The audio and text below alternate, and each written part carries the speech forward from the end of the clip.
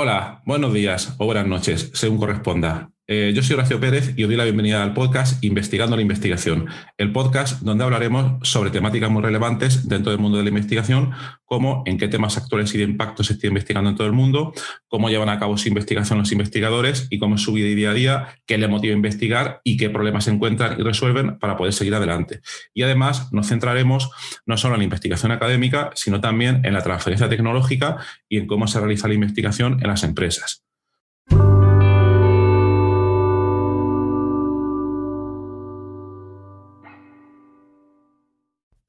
Hoy es 5 de enero de 2022 y hoy es el día de los Reyes Magos, donde normalmente los niños, bueno, los mayores a veces también, van a recibir una serie de regalos y sabemos que a los niños pues les gusta mucho recibir juguetes como regalo.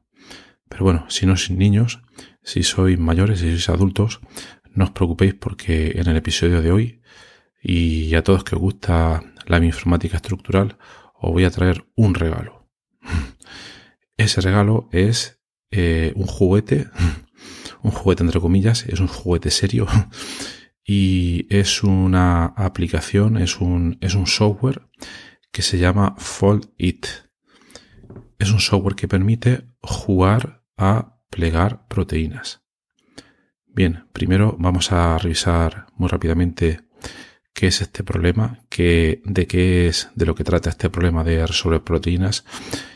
Para los que no lo conozcáis, normalmente se acepta que la mayoría de las proteínas, una vez se sintetizan, forman una cadena muy larga de aminoácidos y enseguida se pliegan hasta adoptar una estructura tridimensional que normalmente es única. Y digo lo de normalmente entre comillas, porque no siempre es así. Y ya otro día dedicaremos un capítulo o varios a esto. Me estoy refiriendo al tema de las proteínas desordenadas. Pero eso es otro mundo. Entonces, a lo que vamos. Se forma una estructura tridimensional única y es vital, es muy importante conocer esa estructura tridimensional porque nos va a permitir entender la función que dichas proteínas van a ejercer a la hora de mostrar su función biológica. Entonces es muy importante poder obtener esa estructura tridimensional. ¿Cómo se puede obtener? Pues hay muchísimas técnicas experimentales que permiten hacerlo. Cristalografía de rayos X, RMN, crioscopía electrónica, muchísimas otras, pero no nos vamos a centrar en esto. El problema surge cuando no siempre es posible, por muy diversas limitaciones, el obtener esa estructura, esa foto.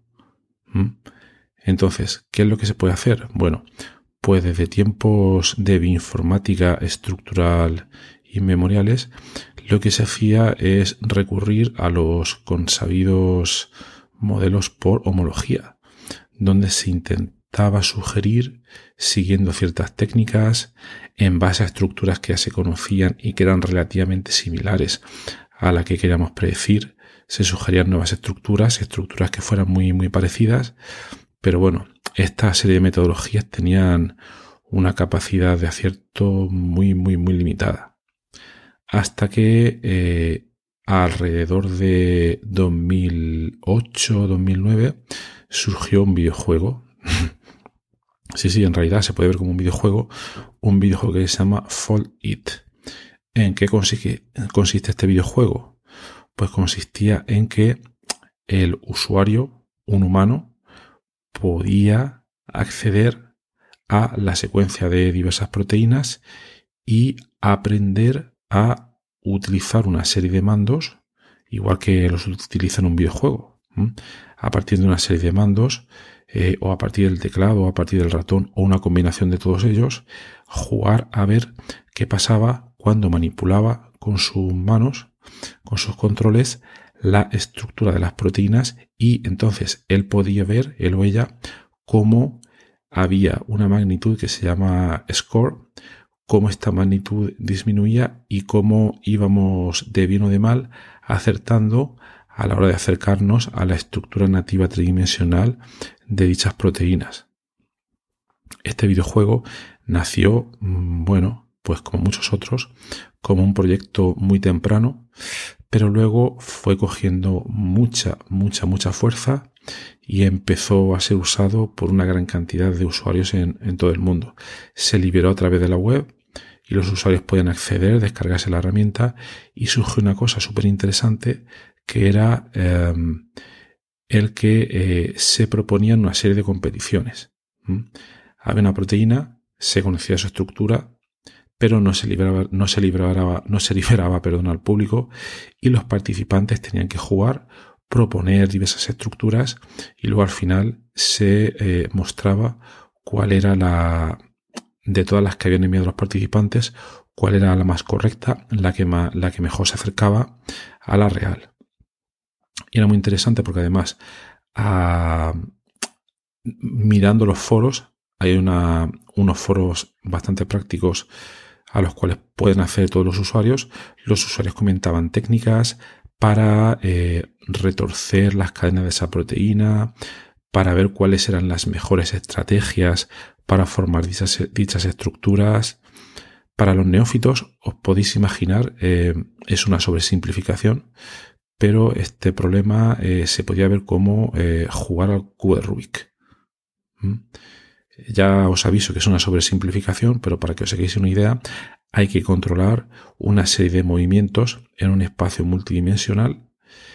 Cuando jugamos al cubo de Rubik, bueno, sabíamos que lo estábamos haciendo bien, más o menos, cuando la mayoría de las caras iban adquiriendo celdas del mismo color, y eso se iba incrementando, y aquí es un espacio de un número de dimensiones mucho mayor, y lo que pasa es que nosotros, mediante un score sintético, vamos viendo si lo vamos haciendo bien o no.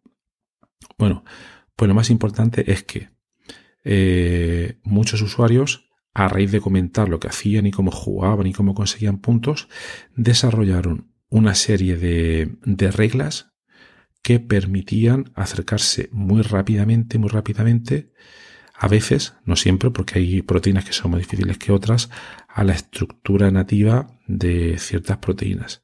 Esto en el cubo de Rubik es el equivalente cuando los humanos lo jugaban, allá por los años 80, cuando desarrollaban sus reglas, técnicas o estrategias para poder muy rápidamente acercarse al objetivo del juego, que era completar todas las caras del mismo color.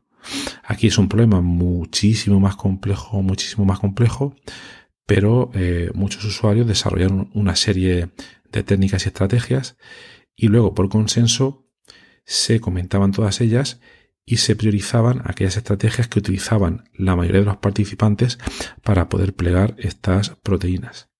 Bueno, esto fue impresionante porque supuso un salto entre lo que se hacía antes. Estoy hablando 2008-2009. Antes, digamos que se hacía un poco por la fuerza bruta de los ordenadores. No existía todavía el Machine Learning. Algunos os imaginéis por dónde voy. Pero no existía el Machine Learning como existe ahora mismo, con la misma potencia.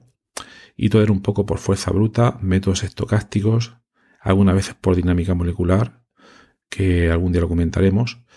Pero fue la primera vez que una comunidad de investigadores, de jugones de proteínas humanos, pudieron derrotar a los ordenadores más potentes a la hora de plegar dichas proteínas. Y salieron unos papers muy interesantes.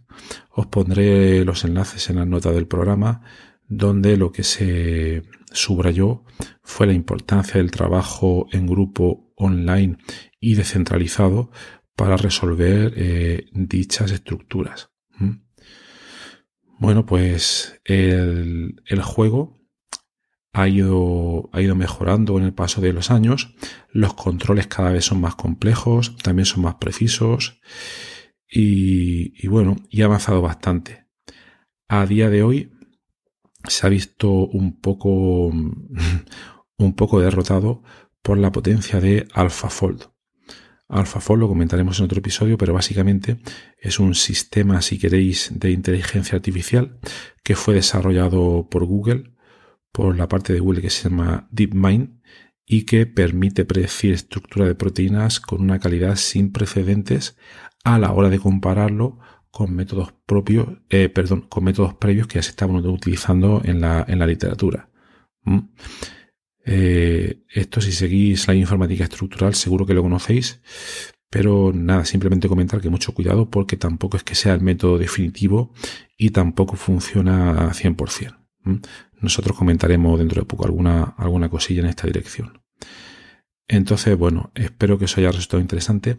Os animo a que os descarguéis el videojuego. Mientras vuestros hijos juegan con la Play o con la Xbox, vosotros os podéis echar una partida de Foldit.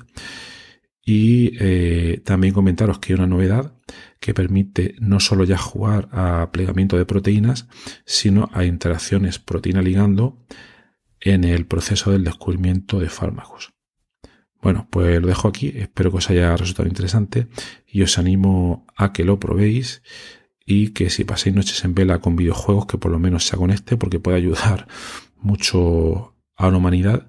Y cualquier cosa que descubráis, pues publicarla en los foros del juego, que seguro que le puede venir bien a muchísima gente. Hasta luego.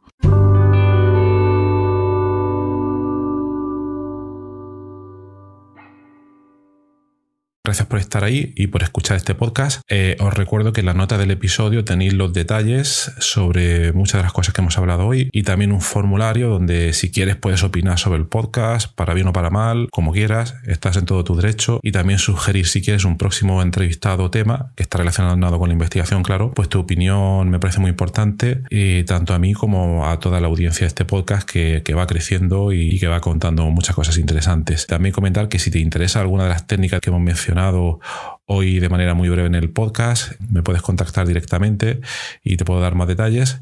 Y por último, si te ha gustado, te agradecería muchísimo que lo recomendases a quien veas que le puede interesar y difundirlo por las redes sociales o donde sea. Y nada, y si estás en Apple Podcast, pues ponernos ahí 5 estrellas o 4, como quieras. Siempre viene bien. Muchas gracias. Hasta luego.